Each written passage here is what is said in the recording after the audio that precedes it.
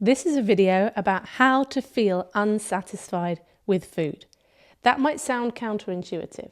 I've done a couple of videos about how to feel more satisfied with food, and feeling satisfied with food is going to be enormously helpful for you if you are trying to heal your relationship with food and regulate your appetite. But that said, there just are going to be occasions that for whatever reason, you're going to feel unsatisfied. Maybe you order some food and it didn't taste good. Maybe you're somewhere and the choices are very limited. Maybe you didn't get a chance to eat much during the day, so when you eat later on, it's harder to feel satisfied because you've had that build-up of hunger. So there is a very strong case for increasing satisfaction around food, but I also want to make the case that we need to figure out how to tolerate feeling unsatisfied, because it's probably not an experience you're going to be able to escape. Last Wednesday, I had to go to the courthouse to collect somebody's car for them, which is a story for another day. But it meant going a couple of towns across and driving their car back.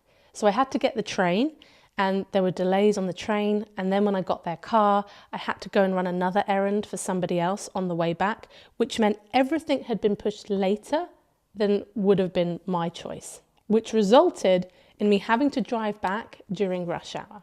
So what would have been an hour's drive back was more like an hour and a half. And because it's later, I am now feeling hungry. And I'm feeling a bit agitated as well. So I'm feeling hangry. But what I really want, I just want to be at home having some hot food and hanging out with my kitty cats on a Wednesday night. And instead, I'm stuck in this car driving through rush hour traffic, and now I need to get fuel. So I stop at the petrol station, or gas station for some of you, and I know that I need to eat something because it's just going to be too long by the time I get home, because I'm going to have to drop this car off and then walk to the station and get my car, and it's a whole faff. So there were not really many or any particularly inspiring food choices at the garage. So I ended up buying an egg sandwich and a chocolate bar. And I ate it while I was driving, and it got rid of my hunger, but I was feeling unsatisfied. But I noticed as I'm driving, I'm having quite a strong reaction to that. I'm feeling really agitated. So I take a moment to kind of check in with myself, and I'm thinking, okay, I'm unsatisfied with my food choice. It now means that I'm not going to want a hot dinner when I get in, but I'm probably going to need a snack, and I'm going to need to figure that out. But when I dropped into, okay, well, what are the emotions that are coming up for me around this situation where I'm left unsatisfied? And I noticed it was a really deep, deep disappointment, which is a type of sadness. I felt really sad about this lack of satisfaction. Now, there is a part of me that wants to judge that wants to say, come on, Sarah, this isn't the end of the world, so you had to have a sandwich and a chocolate bar for dinner. Given everything that's going on with the world and other things that people have to deal with, I think you're being a bit out of proportion here. But here's the thing, if you're someone who's struggled with food, chances are something like that feeling of not being satisfied has deeper layers of meaning.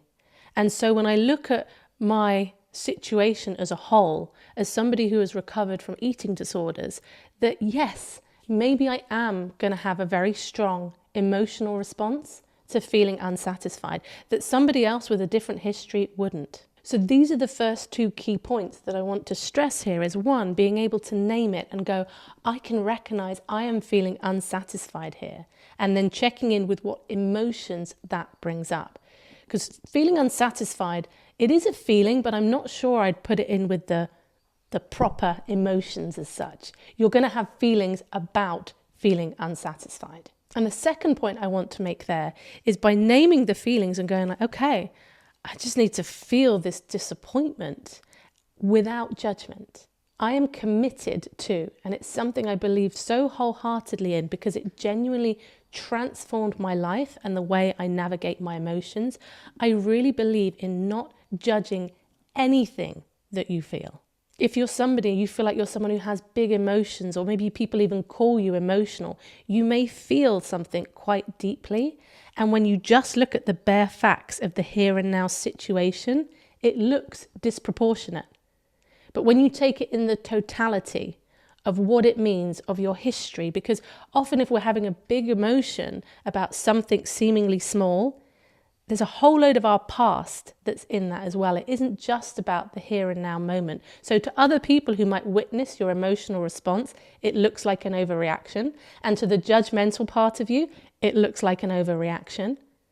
But when you take the whole, it can start to make sense. So when you allow yourself to feel without judgment, the emotion can do what it needs to do, and it tends to work its way through. If you judge yourself, the emotion doesn't go anywhere. So you still have the emotion there, but now you're sitting with feeling wrong, maybe feeling shamed, like you've got that judgmental energy in there as well, which is only going to make you feel even worse. So after naming and feeling without judgment, the next bit is some reassurance that this is temporary. I obviously was not feeling the same way the following morning. In fact, the feeling probably passed within 20 minutes, maybe half an hour tops. When we have a big feeling about something, it can come with a sense of, it feels like this feeling's never going to go anywhere. And then the final part is looking for the next opportunity to be satisfied. I will have plenty more meals in my life that I will be satisfied with. But if I had jumped into trying to reassure myself that it's okay, Sarah, like you've got plenty of opportunities to feel satisfied, I wouldn't have, by not allowing the feeling and jumping straight to like the rational, for me that doesn't work. Like the feeling doesn't go away, and then I find myself not caring that there's going to be other opportunities to be satisfied. On a similar note, I want to touch on the concept which I've spoken about before, and people have asked for a video, but I don't know that I've got enough to say about it to make it a whole video. But it's that idea of you're eating something, maybe it's your dinner, maybe it's a dessert or a treat or something, and you're really enjoying it, and you don't want it to end. So when it ends, there's these feelings about the fact that it's ended. And it's not necessarily about feeling unsatisfied, but you weren't ready for the food to be over. You wanted that experience of eating the food to continue. So it's like a type of sadness when the food is finished. And so the concept is called grieving the end of a meal. And again, it's one of those concepts that the rational mind is going to go, oh, for goodness sake, like you're going to eat again. But at the felt sense, again, if you've struggled with food, food has become something that has a lot of emotion tied to it. And you might not like that fact, but to get annoyed with yourself or to judge those emotions means they're not going to be worked through anywhere. They're still going to be there. If anything, by being more judgmental about it, you're just adding more fuel to the fire. So grieving the end of a meal would look very similar to the process of being unsatisfied with food. Firstly, naming it. Naming it like, I was not ready for that food or that eating experience to be over. And these are the feelings that I have about it. It could be sadness. It could even be anger or annoyance. It might even be fear once the food is gone for whatever reason. Like even particularly if you're in quite a restrictive mindset around food, when the food is gone, you feel like you're not allowed to eat for a certain period of time, that might evoke fear. So a situation that sounds so simple that we go through regularly, like finishing eating, can evoke some really strong reactions. So then with grieving the end of the meal, you name it. So then after you have named what's going on and named the feelings, it's allowing those feelings to be there without judgment. There's nothing wrong with you that you are having such a strong emotional reaction. There's a reason for it. And again, this reassurance as well, that I can feel this. I can feel this grief for the food being over, and I know that this will pass. I'm not going to feel like this by the time of my next meal or the next time I eat. This feeling will pass. It's very, very temporary. It's uncomfortable, but if you're not judging it, it becomes much, much easier to tolerate. And then again, looking for the next opportunity. You are reminding yourself, not too early, to get through the emotional side first, and then remind yourself. Because the rational mind can be a wonderful thing. The rational mind can also be extremely judgmental. And so we want to engage our rational minds to work for us, especially if we are people that we see ourselves as being more emotionally driven. We make decisions more emotionally than being extremely analytical about them. Or you might be somebody who experiences both. You're very analytical and you have these really big emotions. It doesn't have to be an either or. So the difference with this idea of grieving the end of a meal and feeling unsatisfied is it can be a case of like, with grieving the end of a meal, it doesn't mean that you're unsatisfied. I was perfectly satisfied with one cat, but I wanted another one. And so I got one. This is Oliver. Say hi, Oliver. Isn't he a little sweetie? He's also a ragdoll, and he is proper ragdoll. You can do anything with him, and he is just such a docile little boy. Anyway, the point being made is that we can feel satisfied and still want more.